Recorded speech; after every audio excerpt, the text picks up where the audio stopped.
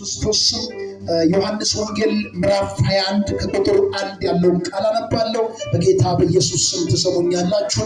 ዛሬ ቃሉን እያገለገልን ያለነው የዓለም ዙሪያ ሰዎች ያላችሁ እዚህ አዳራሽ ውስጥ ያላችሁ 26ኛ ቀን 8ኛ ወር 2017 ላይ ነው ማነበው።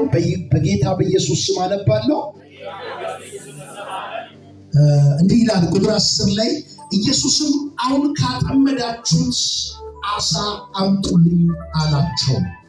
ስምዖን ጴጥሮስም ወደ ጀልባይቷ ገብቶ 153 ታላላቅ አሳዎች ሞልቶ የነበረውን መረብ ወደ ምድር ከተተ። ይህም ያህል ብዙ ሲሆን መረቡ አልተቀደደም።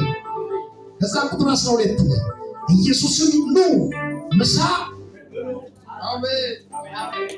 ምን ዛሬ ምሳ ተበላለን። ብዙ ቀን እንጀራ ነው የበላችሁ፣ ዛሬ ግን ምሳ ነው የምትበሉት። ዛሬ ምሳ ትበላለህ።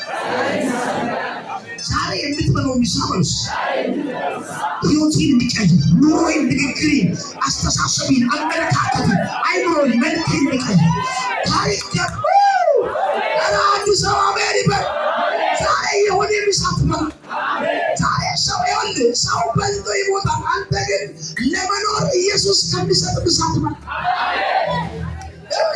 ሌላው ምሳ የበላው ይሞታል፣ ግን ቃሉን እየበላ ምድርን እያንጨበጨበ ይኖራል።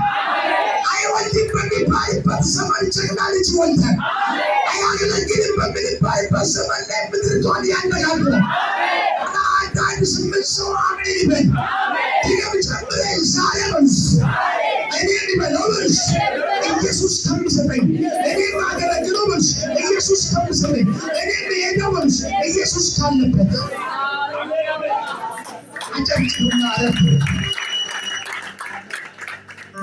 አሁን ካጠመዳችሁ ከአሳዎቹ አውጡ። አሜን።